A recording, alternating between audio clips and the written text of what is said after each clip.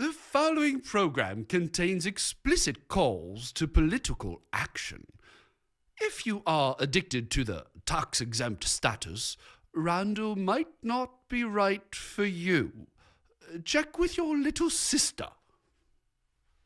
Speaking the truth when others hold their tongues. Wrestling for justice with left-wingers and crocodiles. Resisting the temptation to keep the peace at any price. The only talk show host who writes his own theme music, Randall Terry. Welcome, ladies and gentlemen. Just came from Constantinople, where the Muslim thieves, of course, took one of the greatest churches in the history of the world, Hagia Sophia, and converted it to a mosque. Now it's a museum in the city that they call Istanbul, and we look forward to the day when that building is a church once again. We're going to talk about some interesting and somewhat controversial things today, but that's what I do for a living. You're going to enjoy it, I promise. And if you listen closely, you'll come away, hopefully, a wiser and more knowledgeable person. But first, I need some knowledge and some wisdom from my friend with that lip problem, Rusty Cowpoke.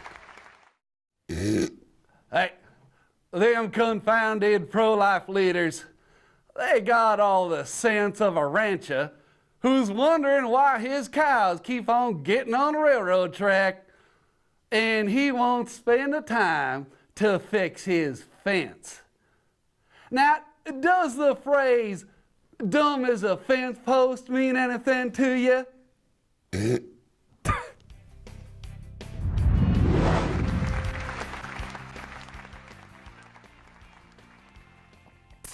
Howdy, cowboy. All right, as you probably know by now, Benedict XVI, the Roman pontiff, the Pope as he is commonly called, has tendered his resignation and he will cease functioning as the Pope on February 28th.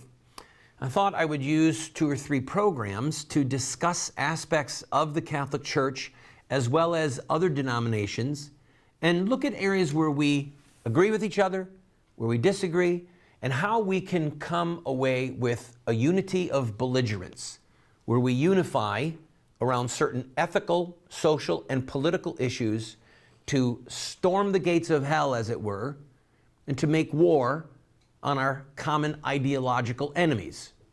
You know, the good guys who murder babies, who are trying to promote the destruction of the sacrament, the covenant of marriage. I'm talking, of course, about the militant homosexual movement.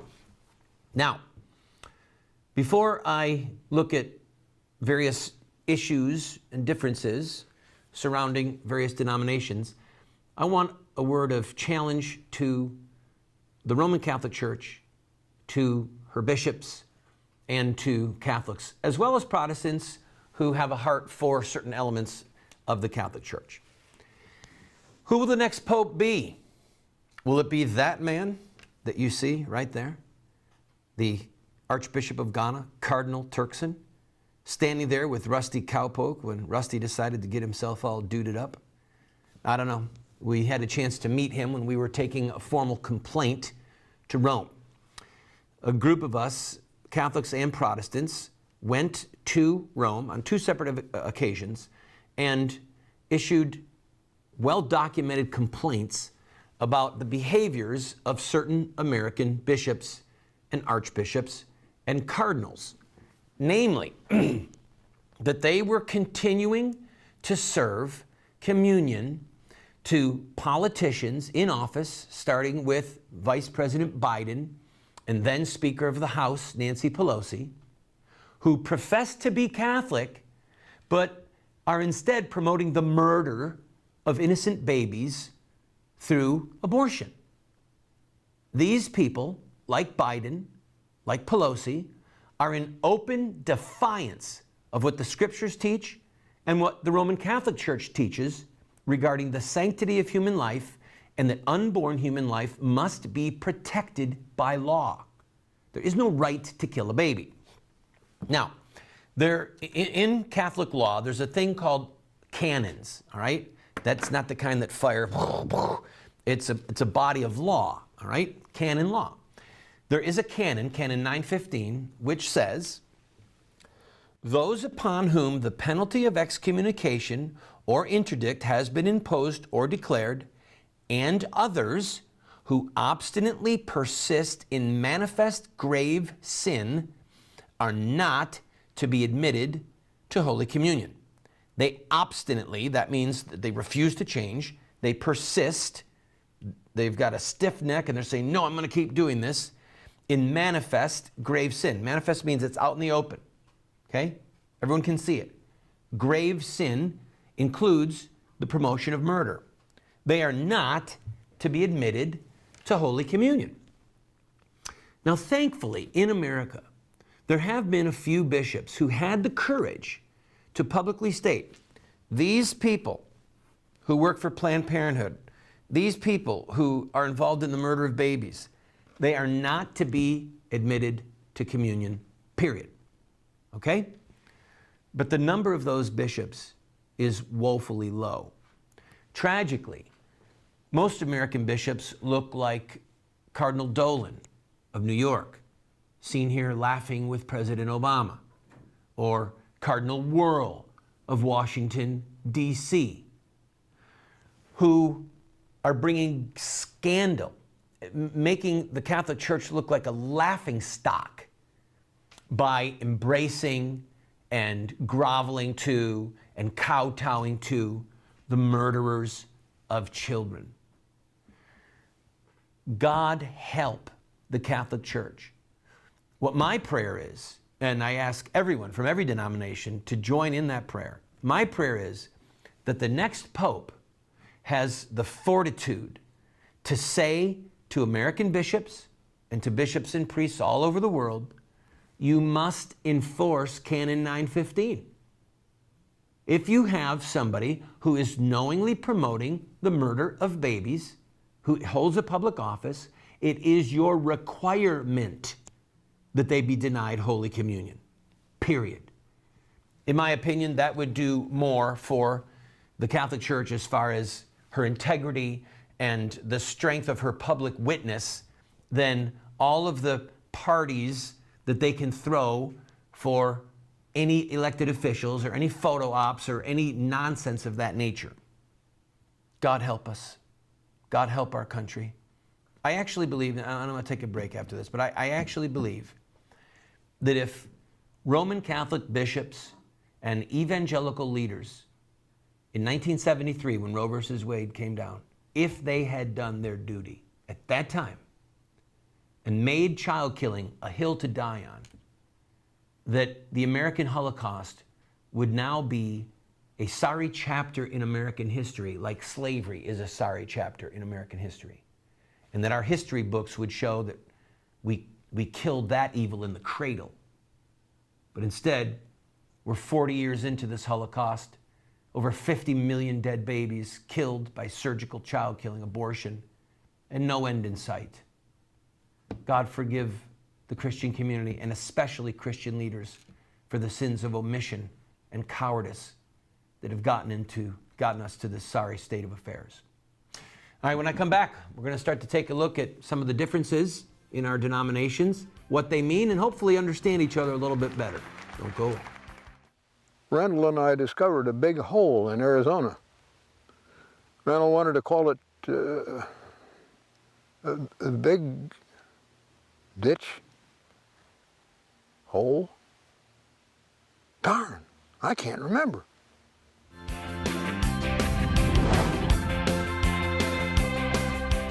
Friend, you need to get this book. We Won't Get Fooled Again. Listen to this. I came to the conclusion that most folks were left over from the Reagan era who were no longer warriors, but are now either too old or unhealthy and had compromised and become comfortable with the Republican establishment. They turned these organizations pretty much into direct mail fundraising fronts and were making tons of money and living the good life in beautiful mansions. The conservative movement had transformed itself from a very dynamic, principled organization in the Reagan years to a bunch of compromising, useless, and ineffective money-making machines. I'm reading to you from the new blockbuster book, We Won't Get Fooled Again, that names names, shows organizations, shows how they say that they're Christian, but they betray Christ, they betray biblical principles in the public square, and we are funding them. Go to the website, call us on the phone, and order it today. I'll send it to you for free if you want. God bless you.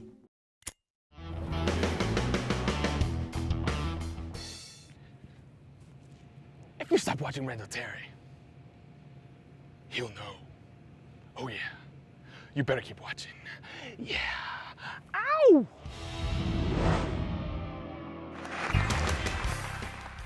Welcome back to the program, friend. Did you know that the gospel writer Luke, or as he's referred to in the King James Bible, Saint Luke, did you know that Saint Luke painted an icon of the Madonna and Child, Mary, holding the baby Jesus? Now I want you to think about the implications of that. A man who penned one of the four Gospels, one of the most important pieces of written literature in the history of the human race, made an icon. There are Christians, devout, not many, but there are some that are very devout, love the Lord, who denounce all images, whether they be three-dimensional ones, such as you see behind one of my shoulders there, or whether they be flat ones, two-dimensional art, which is common with Greek and Russian and Byzantine art, or three-dimensional paintings, where you're supposed to see depth.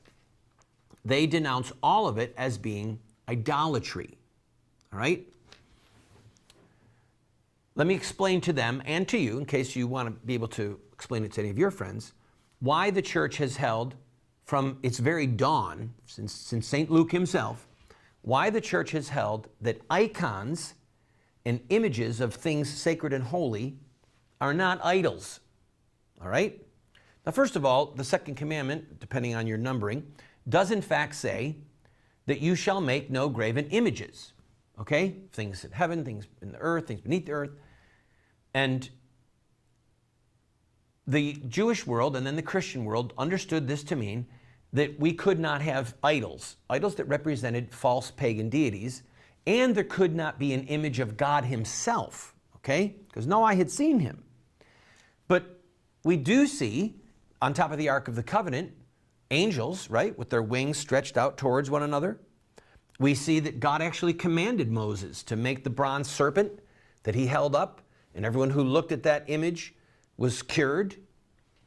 So the prescription against, or the forbidding of idols in the law, clearly did not mean that the angels could not be made on top of the Ark of the Covenant, or the serpent, the bronze serpent, could not be made. So that's the point number one. Point number two, and here's the critical aspect of the theology in the New Testament, is that the church held that once God came in the flesh, the Word made flesh, Jesus Christ, fully God, fully man, we know what God looks like now. We've seen him. We've seen the Word of life. Our hands have handled him, John said. Therefore, according to Hebrews chapter 1, he, Jesus, is the image of the invisible God. We know what God looks like now. There he is, our Lord Jesus Christ, fully God and fully man. So, that's the theological reason. Now, let me point out a couple other things. Signs, images, symbols are critical to the instruction of the human mind. The first sign of grand significance for the whole world was what? The rainbow. After God destroyed the world by a flood, he told Noah, I am going to put a sign in the sky, this rainbow. And when you see it, you will know that I will never destroy the world again by flood. God teaches through signs.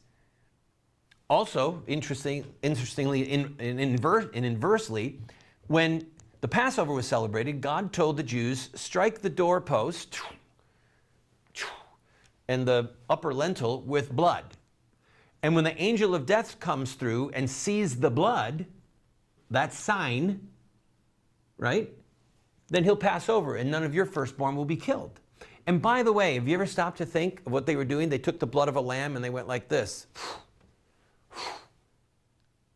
They made a sign of the cross. They made a sign of the cross. Now, there are some Christians, Presbyterians primarily are intensely anti-icon, who say, no, no icons are permitted. None, never, none, never. Well, hold on, don't go too fast. Do you wear a wedding band? That's a sign. It's a sign of your marriage. Everyone believes in signs. And by the way, those who say, I don't believe in signs, really? If you were hungry, really hungry, or your car broke down and you were wandering and you came upon two houses, one of them had a big, beautiful cross on the house and the other one had a swastika. Which house would you go to?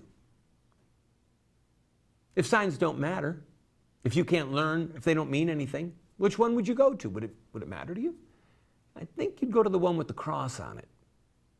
So, I'm over on my time. I've got to go. I will be back in a minute. I want to talk about furniture. Yeah, furniture inside of a church and what relevance that has to all of us. Don't go. Children, you must know is that all of the prophets, you think of Muhammad, but before him, Moses. Oh, Moses was talking about Muhammad.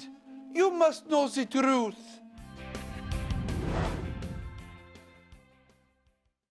Friend, you need to get this book. We won't get fooled again. Listen to this. I came to the conclusion that most folks were left over from the Reagan era who were no longer warriors, but are now either too old or unhealthy and had compromised and become comfortable with the Republican establishment. They turned these organizations pretty much into direct mail fundraising fronts and were making tons of money and living the good life in beautiful mansions. The conservative movement had transformed itself from a very dynamic, principled organization in the Reagan years to a bunch of compromising, useless, and ineffective money-making machines. I'm reading to you from the new blockbuster book, We Won't Get Fooled Again, that names names, shows organizations, shows how they say that they're Christian, but they betray Christ, they betray biblical principles in the public square, and we are funding them. Go to the website, call us on the phone, and order it today. I'll send it to you for free if you want. God bless you. A nation without a conscience is a nation without a soul. A nation without a soul is a nation that cannot live. Sir Winston Churchill. Welcome back, friend. You Roman Catholic viewers, if you ever go into a Protestant church, especially an intense evangelical church, you're going to notice the absence of something. The altar, the flat table, and what's in the middle of the platform almost always is a pulpit. The reason for this is that the central part of a Protestant service, or the main event, if you will, and I'm not trying to be disrespectful, is the preaching of God's Word, okay? I have a friend who is a bishop in the Charismatic Episcopal Church, and he once said, for 1,500 years, the church thought that the Lord was present in the Eucharist. For 400 years, the church thought the Lord was present in the preaching of the Word. And for 40 years, the Charismatics thought that the Lord was present in the music. And so you could go to some churches, and the center of the room might not even have a pulpit. There's a band, baby. The drum cage, the amplifiers, the piano up front. In other words, with the layout of furniture, we actually put in the middle what we think is important. Now, conversely, a Protestant might go into a Catholic church and look around and go, where's the pulpit? And it's off to the side. It might not be very big, might not be very ornate, but in the middle is this big ornate table. Candles on it, and the words might be on the front, they might not. The reason is because the central part of the Catholic Mass is the Eucharist. You can go to a morning Catholic Mass, it takes about 30 minutes. There's no preaching oftentimes, because the main event, and again I say that respectfully, I mean no disrespect, is the celebration of the Eucharist. the Mass, and it's displayed in the furniture. I want to say one other thing. This is interesting.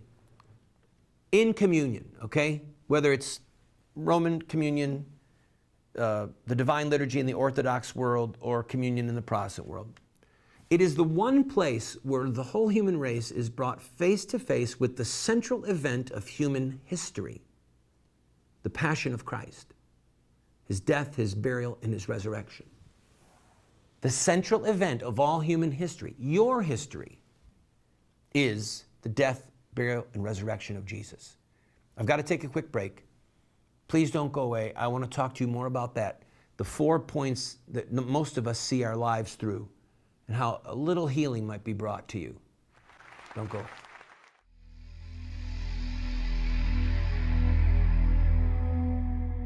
They sacrificed their sons and their daughters to the demons.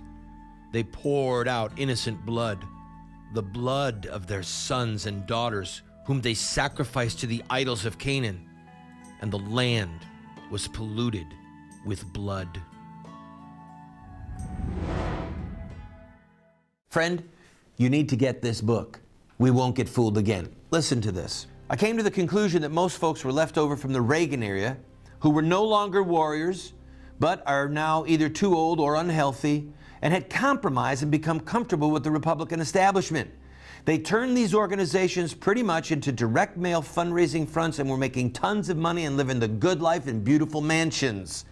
The conservative movement had transformed itself from a very dynamic, principled organization in the Reagan years to a bunch of compromising, useless, and ineffective money-making machines.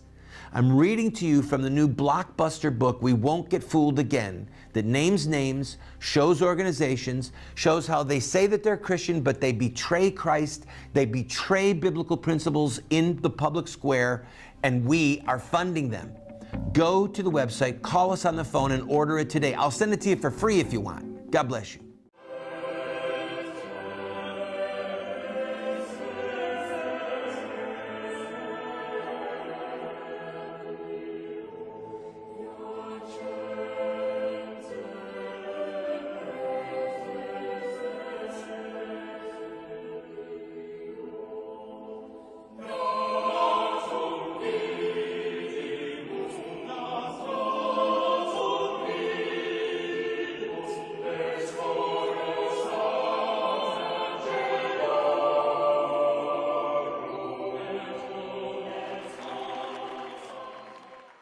Welcome back, friend.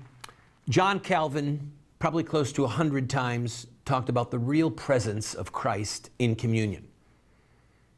There are denominations that talk about transubstantiation, the real presence, consubstantiation, that communion is merely a sign or that it's merely a remembrance. I'm not going to use any of these shows to discuss or debate that.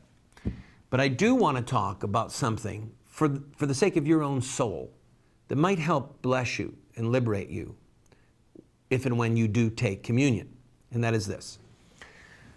Most human beings look at their life through the grid of something good they did, something good that happened to them, something bad they did, or something bad that happened to them.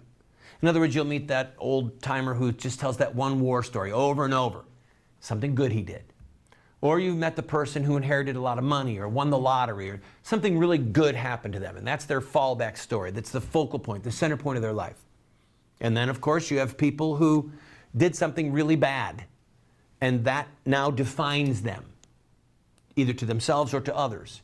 Or someone who had something really bad happen to them as a child, as an adult. All of these things clearly play a huge part in who we are and our makeup as individuals. But I believe that what God wants for all of us is that the central event of all of human history becomes the central event of my history. And I'm speaking of the death, the burial, and the resurrection of Jesus Christ. When we go to communion, whether king or slave, whether president or pauper, rich and poor, old and young. When we go to communion, it's a flat surface, it's a flat table. all of us are on an even footing at that point as sinners before God who need His mercy, His redemption, and His healing. And if we can be set free from the good things we've done or the bad that we've done or the good things happen to us or the good things that we've done, and not fully set free from them, but have the death, burial, and resurrection of Jesus Christ be the center of our lives, it will do an awful lot for our healing and for our redemption and for our outlook on ourselves and on everyone else. See you tomorrow.